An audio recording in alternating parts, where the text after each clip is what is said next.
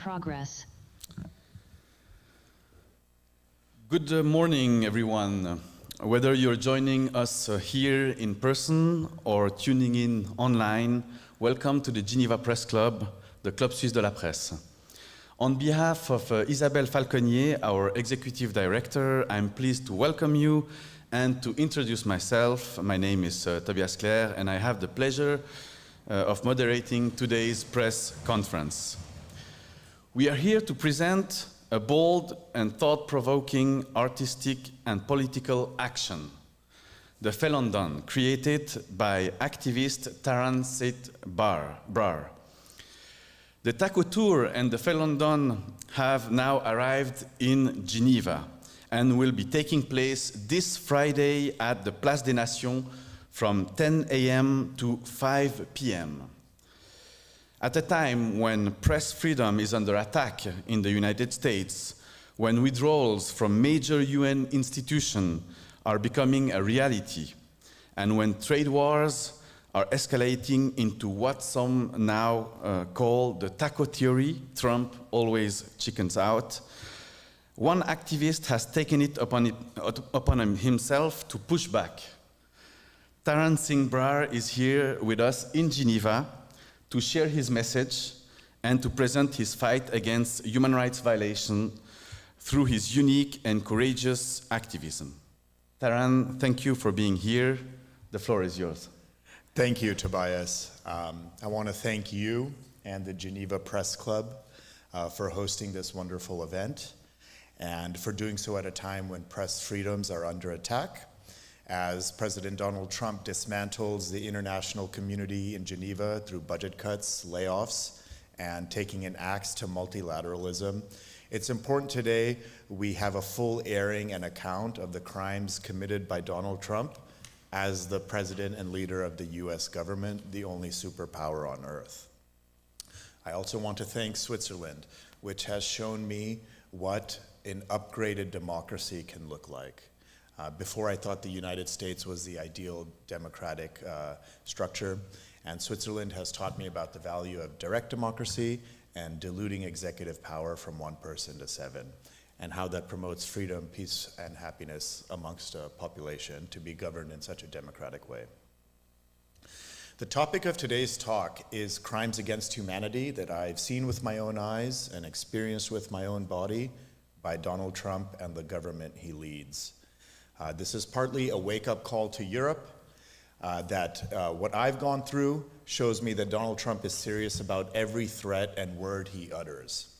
And when he talks about dismantling NATO, allowing an invasion of European soil by foreign armies, I would encourage everyone in Europe to wake up that these threats are real and he intends on executing on them. Similarly to how he threatens to use the military on protesters and then follows through on it. Okay, this is Felon Don. This is an 8-meter tall Felon Don that I had made, and what it depicts is the Trump chicken, or the chicken Don as I call it, in jail.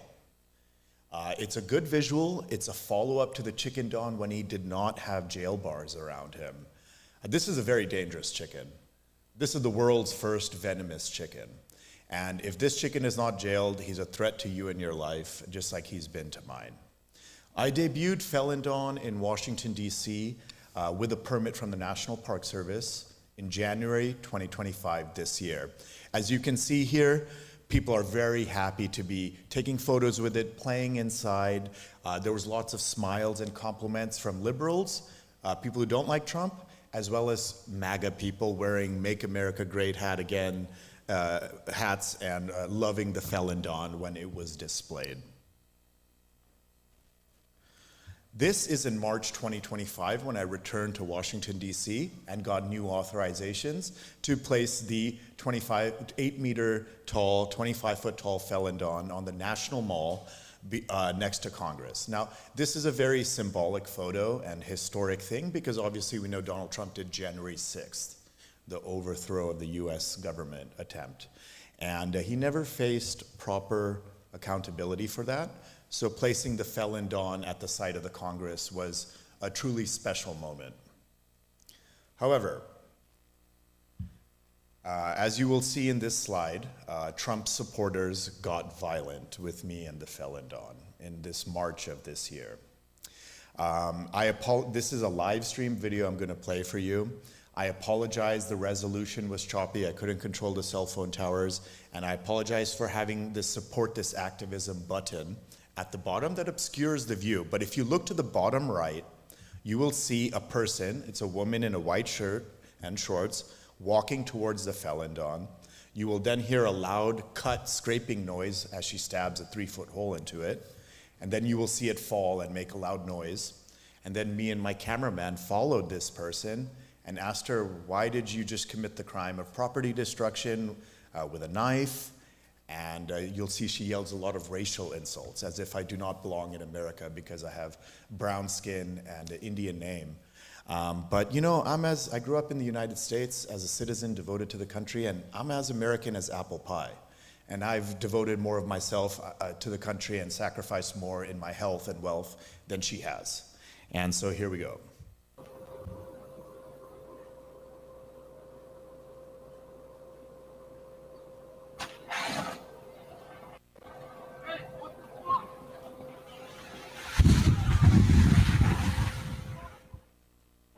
Because you came to my land and you want to fight our president and turn our land into your own? And why did you come to mine? So this is a permitted free speech event, and using a knife on it. And my free speech was to take it down. So yeah, that's, her and her husband yelled a minute more of racial insults, and it was very dangerous, and the police did not even investigate this person and did not arrest them at the site. This is how the Trump government works. Okay, why did I become an activist against Donald Trump, or an activist at all? Well, growing up in the United States as a citizen and getting a good education, I was promoted to learn about government through prestigious programs like Boys State, where you're sent to your state capital to learn and interact with government and elections. This happened at the age of 16. Throughout my studies at the University of California at Berkeley, I continued to learn about politics and leadership and wanted to dedicate myself to the United States and its success. So after graduating from Berkeley, I tried to join the US Army. This was the level of my patriotism, and being a leader, it never mattered to me if I'm Indian or brown or a foreigner with a funny Punjabi name. What mattered to me, I thought, was the content of character, and I was a devoted US citizen, and I still am. Instead, when I went to the recruiter and I got back home, I had 4 armed agents from the Department of Homeland Security in my home asking for an interview. So being a little naive and not trusting them and not having my lawyer, I sat down with these 4 agents who made their guns very clearly shown with their hands near their guns, and for an hour they interviewed me. Why would you want to join the military? And I said, you know, as you guys probably know, I've grown up in Irvine, California. I have a good education. I'm devoted to this country just like anyone else. I, again, naively thought that it was a mistake. I thought this was a mistake that the government had made, maybe some hysteria or fear due to my appearance, and that it would blow over. But I was wrong. So I am protesting Donald Trump out of a love of country, and I am doing all of these creative, peaceful protests with permits. Everything has been done legally by me until this point because I'm an educated citizen of the United States, and that's how my character is and my personality. No civil disobedience, no unpermitted protests. Okay, these photos show the first action I organized in Chicago in April 2017. This was a march for Trump's tax returns. I chose to focus on his tax returns because at the time, it's an American tradition and it was the only bipartisan demand where Democrats and Republicans agreed. We want to see President Trump's tax returns to know if there's a financial conflict of interest. So about 10,000 people came to Chicago on this day that I organized this protest. On the left, you see me speaking to the crowd and the chicken. The middle photo is a Getty image of the huge crowds at Daley Plaza in Chicago. And on the right, you see a funny creative poster, of which there was many, and it says, "Where the cluck are your taxes?" Making a pun on the chicken and the release of his tax returns. Where the F are your taxes? But cluck. So we marched peacefully on April 15, 2017 in Chicago to Trump Tower. Now this clip shows the success and global headlines that my next protest did. And this was placing the 30-foot Chicken Don with a permit on a public park behind the White House that falls in this television camera angle. There's only 1 degree. If you're off by 1 degree, that chicken's not in the camera. Those cameras are about a mile away from that chicken and the White House. So, this is August 9, 2017. So this is how Fox News responded nationally in the United States. Before we go, behind the White House over your shoulder, we see this shot all the time. What is that? Shep, it appears to be a very large chicken display. A what? Seriously? Well, I'm looking at the same images that you are over my shoulder. That's right. I don't have a whole lot of information other than to tell you that that chicken is not something that is normally present at that location behind the White House. So this made global headlines. It, as they say, caught the zeitgeist, the apex of the culture. It was hilarious and very popular. These days we see Trump always chickens out, taco.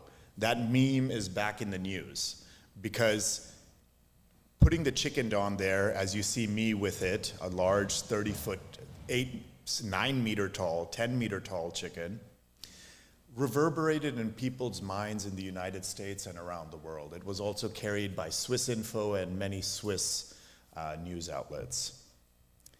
But nothing prepared me for what came next. Then became a very difficult time in my life where the poisonings begin. And right here you see my face under the effect of a poison for which I was rushed to an emergency room and given treatment. This has happened multiple times after that chicken was inflated, and this is one of the scary photos that has emerged from that. As you see, both my faces were starting to look like a cauliflower, and extremely dangerous bacteria were causing a full outbreak of something more severe than acne.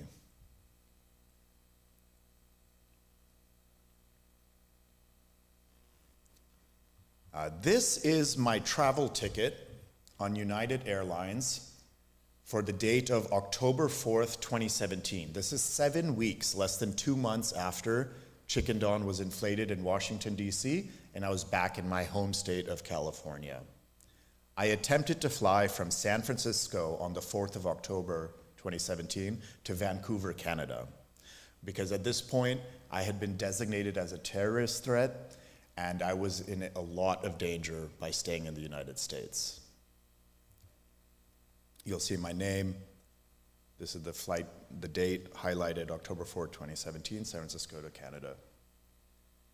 However, when I showed up at the airport, I was detained inside, and the government conducted a counterterrorism operation while I was inside San Francisco airport, and I was the target somehow. The clip I'm going to show you is how the news media in San Francisco, 2 news outlets, television stations, covered this counterterrorism operation.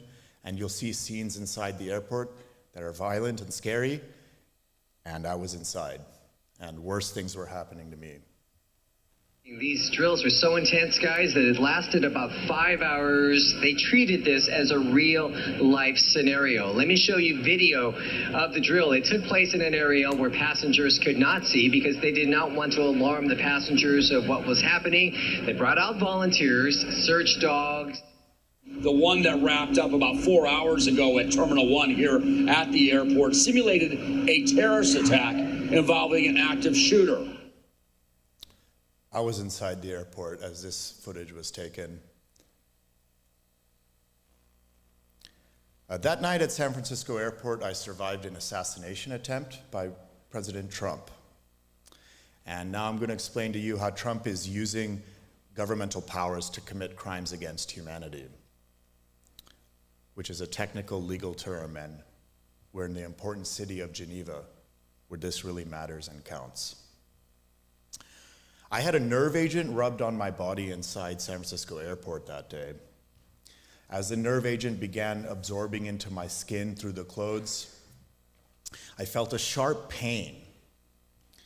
And I immediately took off my clothes when I realized that when people walked up to me and rubbed stuff on my back and legs, it was actually a poison. So by taking off my clothes, I prevented a fatal dose from entering my body. Today, where the nerve agent went into my back, it feels like 1,000 hot needles have been pressed into my flesh and will remain that way for the rest of my life. Over the next 12 hours, I was put through maybe the worst torture on earth using poisons. In addition, my family members were also poisoned and targeted, which I saw with my own eyes as we were rushed to hospital and requiring intravenous needles into the veins to provide an antidote to the very highly toxic, dangerous poisons that were coursing through our body that Trump put in our food.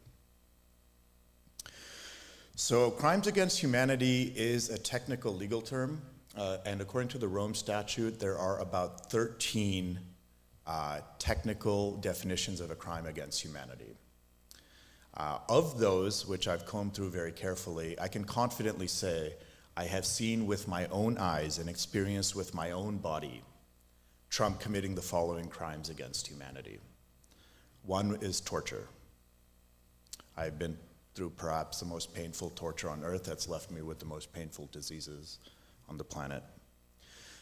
Murder. The effects of the poisons that have been put in my body have reduced my lifespan by many decades, unfortunately, and that of my family too. Some other people did not make it out of the hospital. Extermination, because this was done to multiple people. Crimes of a sexual nature. This includes rape or enforced sterilization. Unfortunately, the antidote to my poison was only given after it reached my testicles, and it has impacted my fertility, and it would be a form of sterilization at a young age of a minority in America. And it's like the eugenics programs of genetic superiority and sterilizing the minorities, which has been a problem in the United States, is ongoing with Trump. Forcible transfer, this is also like a deportation. I myself do not feel safe in the United States. My family's not safe in the United States, so I've come to a beautiful country, like peaceful country like Switzerland. This is forcible transfer, to use so much force on a civilian that they have to leave that geographic region. Additionally, I've also witnessed the crime against humanity of ethnic persecution.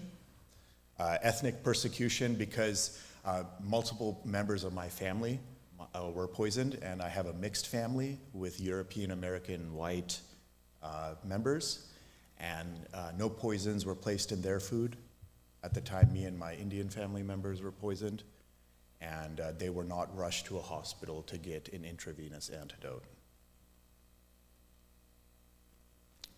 So, now I'm back with Felon Don. I've recovered from some of these horrific injuries, and I've decided to use the time I have left on this earth to bring light to assassination attempts by Trump is making, as well as a wake-up call to Europe, that every threat Trump utters, whether it's using the military on protesters or in Europe dismantling NATO and letting other countries invade European soil, he is going to follow through on.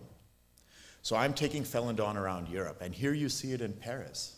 It was in Paris on June 14th at Place de Bastille, Place de Bastille in Paris last month, and a very historic place. And here you see a woman dressed as the Statue of Liberty taking a photo. In the background, you see the column at the Place de Bastille with the golden top. This is a fight for international law and human rights, and I couldn't be more pleased to bring it to Geneva, the home of ethics in armed conflict, and human rights. This is Felon Don in Bern. This was at the Bahnhofplatz in Bern earlier this month. And these are some of me and my Swiss friends who support it. And as you see, someone wrote the sign, Trump in jail, so everyone could understand more easily, I guess. And this was picked up in 20 minutes in German and France, all over Switzerland. This was picked up in the very good newspaper Berner Zeitung, and this was also picked up in Der Bund. So it was heavily covered, nationally in Switzerland and at the local level in Bern. This is Felon Don in front of the University of Porto in Portugal. This was done 2 weeks ago. And as you see, a nice crowd built up, people loved it, and there was a lot of joy. And putting it in that front of that university with that fountain was just a very beautiful day. After Porto, this is Felon Don in Lisbon, Portugal. This is at Jardim Mario Soares. And you see a lineup in front of people waiting to take photos with it. This is Felon Don at Zurich's Rathausbrücke, the famous piazza in the middle of the city next to the lake.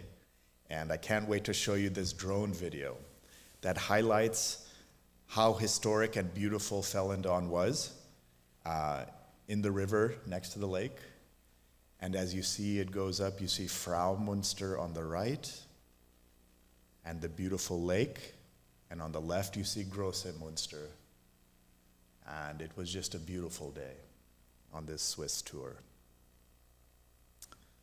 As you can see, that's just a beautiful, beautiful scenic environment. Now, we're back in Geneva, and I'm happy to bring it to Palais de Nations on Friday from 10 a.m. to 5 p.m. I would love for you to be there. And you can see it in person in front of the United Nations, next to the broken chair sculpture. It's going to be absolutely beautiful this Friday, and it couldn't be more symbolic at the home of international human rights and laws of ethics in armed conflict, like the Geneva Conventions, which has saved us from so much bloodshed. And I hope this story allows people to think better, understand what Trump is truly doing, and fight for international law and human rights. On the right, you see the Associated Press carried Felon Don when it was in Paris. And this was syndicated and picked up all over the world. Little towns in Indiana carried this image as well, because Associated Press put its big weight behind it, as it did in 2017. I want to thank you for your attention to this matter. And this is my name and my contact information, my email, and my telephone number, my US number, and my Swiss number. And there's the website for the chicken if you want to see more media and stay afloat of its movements. You can go to felonchicken.com. You may also scan the QR code right there, and it'll take you straight to the website. And now I'd like to open up to questions. Thank you, Taran. Thank you very much for your presentation and all the work you have been showing to us now. Maybe before opening up for questions, I have a first one for you. Sure. By launching this Taco Tour Felon Don, the new version 2025, what kind of legal risks or consequences are you facing? Yeah. And have there been already signs of some insecurity around you or something like this? Yes, that's a good question. Thank you for that question, Tobias. Obviously, in launching the Felon Don Tour this year, there are many risks, legally and extrajudicially, as Trump likes to operate. Considering I went through some of the worst torture last time, which I'll give you a brief overview on right now, besides the nerve agent assassination attempt, the worst torture I've been through was I had my wrist broken first. I was fed a poison that put me into organ failure. That poison then, through the broken wrist, got into my bone marrow. It damaged every one of my organs and ultimately led to the sterilization I was talking about.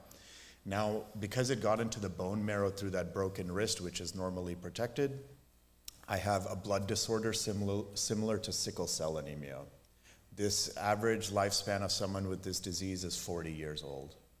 I was given this disease at the age of 31. So I'm hoping I can make it to my 70s.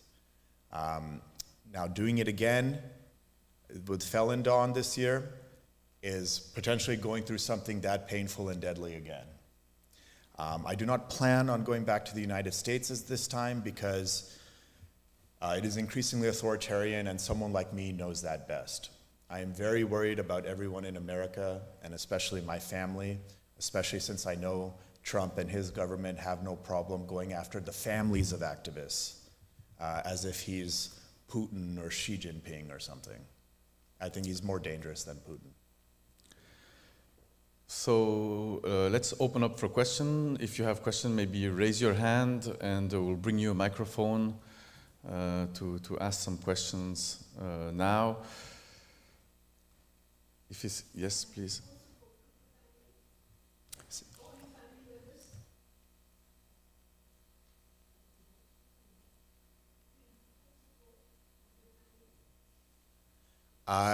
Yes, I do. But it's very complicated because we've grown up as a minority family in the United States, and they've seen things that I wasn't aware of. So they always support me, but they want me to do it carefully, and they have an awareness that anytime you use your free speech in the United States against President Trump, you're in extreme danger. And some of the stuff that, where there's a difference between me and my family is that the other ones who were poisoned and tortured are unwilling to speak about it publicly. They're not willing to speak about it to the press, which is totally understandable, and they're not willing to participate in a court case where I could have brought action against the US, against Donald Trump and the US government for committing essentially a slow motion assassination, where you give the person a disease, they live a painful, shortened life, but then it looks like they've passed away from natural causes. Maybe to come back to you as an activist, what triggered your decision to become an activist? And what did you do between the two campaigns, between the 2017 campaign and the new campaign 2025? Yes. My activism was based out of the fact that I am a really loving, loyal, and gung-ho educated person from the United States who wanted to make that country stronger. I believed in it totally. And that we're given a certain system of laws and free speech and democratic rule, and you apply for permits and you can do a legal protest. This was my understanding of the United States and my devotion to it. So this is why I became an activist, and in particular with Trump, with his racism, with his misogyny, and with his connection to foreign governments, there was a real danger for the United States and its superpower status. And I felt like I was going to be the hero who peacefully brought attention to the right issues using the democratic methods of a permitted protest and free speech. Now this was in 2017. After October 4, 2017, when I was detained and survived an assassination attempt in San Francisco airport, I went through a period of running for my life, extreme pain and suffering, the likes of which are hardly known on this earth probably. And so between 2017 and now, I have been able to build myself back together enough to have a voice again, to actually go and protest with Felon Don. It took a lot of courage to get to that point after I've been through what I've been through and seen what happened to me and my family.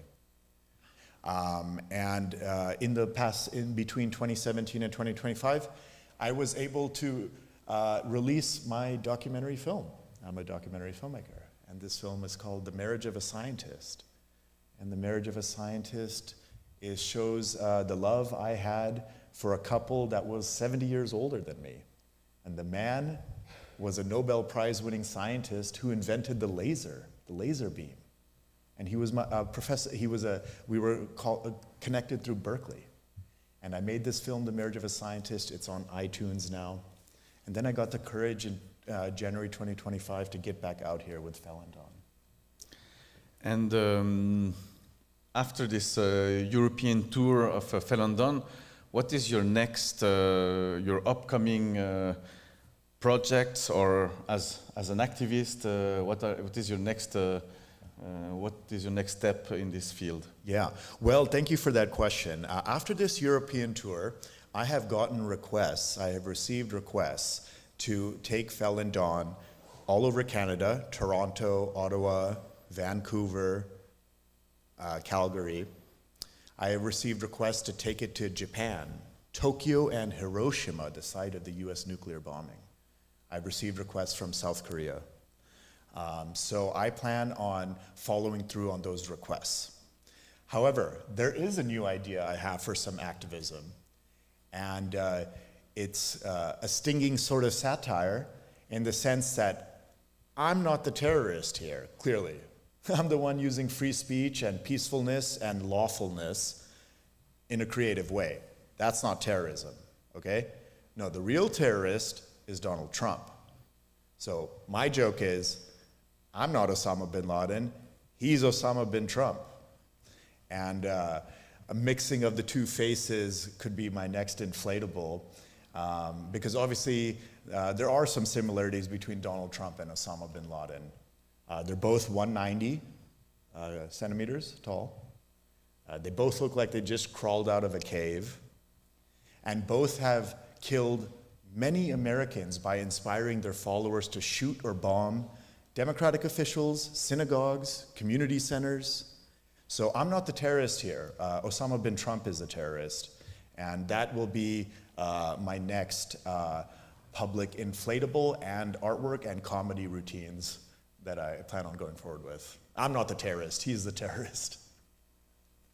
If you have some more questions, maybe yes. Yeah, but I don't know how to word them. Thank you. You are very convincing, you are very, how could I say, you have communicative enthusiasm for your cause, and you are very courageous. I still have two reservations about what I heard. One is that the heydays of tolerance and free debate are gone on all sides. If you were, like me, an old reactionary, you would resent a lot the intolerance and assault from distinguished Democrats and intellectuals, you know, assaulting each other bookshops, for instance, has, I mean, it's not a daily occurrence, but it happened more than once. Trying to tear down works of art has happened on both sides in Europe. So I wonder whether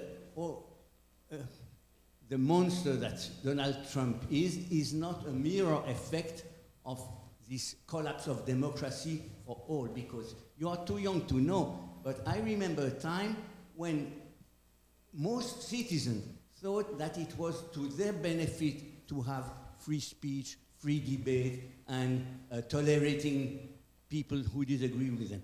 This time is gone. So is really Donald Trump the only villain? That's my first question. The second one, I can believe what you said on how you have been treated physically. But in the US, half the population voted for the other party, and millions of people of all creed, all colors still join the army, still hold meetings, still publish newspapers. So how do you reconcile these two images of the collapsing US democracy? Well, thank you so much for your insightful commentary and questions. I warned you that I was against everything. No, that's very funny. Thank you so much for your participation and good questions. Is Donald Trump the only villain? Obviously not. But he's, I would say, the prime villain right now, simply because he occupies the highest office in the land, the US presidency, which has global power, superpower. Okay, so would International Geneva be facing 1/3 layoffs for the international community and human rights workers and UN workers if Donald Trump was not in power? No, they would not. So is he the prime villain for dismantling International Geneva and the human rights law and international law? He is. It's not Vladimir Putin with the power to do that. It's not Xi Jinping with the power to do that. The only reason Geneva is facing 1/3 budget cuts and 1/3 of the staff being laid off is because of Trump. So yes, he's a prime villain. And your second question was? Millions of Americans Yeah.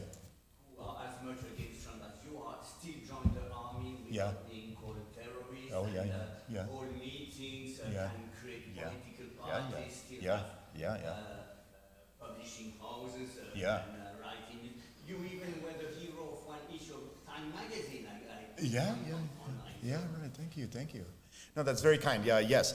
I would say that if someone like me, if someone with my content of character was framed for terrorism in the United States, we're all in extremely dangerous waters. Because someone like me, who grew up as an educated Indian American, doing very well in school, staying out of trouble, going to the top university, UC Berkeley, with a scholarship, graduating with a degree in molecular biology, joining the army, if someone like me, who's peaceful and lawful, gets swept up in a falsely identified as a terrorist, this could happen to anyone. And it's an extremely dangerous scenario, and it's a wake-up call for all of Europe. Trump does have his supporters of all creeds and races in the US, but I personally believe that's because the culture that he has helped promote is one of violence and intolerance. And that spreads to any human mind. Doesn't matter what your outside appearance is like. Yeah. If there is some other question, one more here. Just friends who have the same problem or not? Is it especially? Like I said, I think if anyone like me could be framed for terrorism, any white, European, American, or white or Western person could be framed for terrorism as well. Like I said, though, in the meal that me and my mother ate while this counterterrorism operation was ongoing, there are people in my family who are white, and the poison was not put in their food. And how do I know the poison was not put in their food? Because they were not going into organ failure and rushed to a hospital with me and the Indian members of my family who were. So I think it can happen to anyone regardless. Trump only cares about power, and he'll go after anyone. Maybe right now in 2017 it was easier and now it's easier to target me based on my skin color, but it applies to anyone. You see how he throws people under the bus all the time who are white supporters of his and work with him. You can look at what just happened with Elon Musk and stuff. You can be a committed Nazi like Elon Musk, but Trump will still throw you under the bus. If there is no more question, we can still have some time for one-to-one interviews. And if maybe you had seen downstairs in front of our premises, there is the Felon Don, which is exposed. So feel free to go in front to take some pictures. And thank you very much, Taran, for your presentation. And I think you're available for interviews, and wish you best of luck for the protest on Friday. So this Friday, Place des Nations, from 10 a.m. until 5 p.m. Felon Don will be there, inflated, let's hope, and with no attack on the felon. Let's hope. Yes, that'd be great. Yes, downstairs, obviously, Felon Don is inflated. And on Friday, I would love to see all of you again on Place des Nations. It'll be exposed for the world to see in front of the international community and the Hall of Flags. And I would just love all of you to be there, those watching online and those here in person. Thank you very much for joining, and have a good day here in Geneva. Goodbye.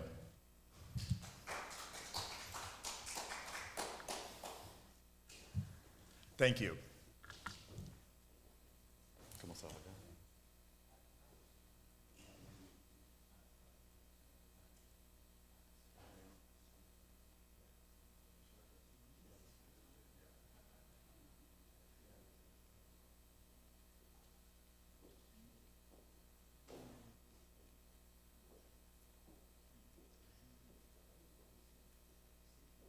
Recording stopped.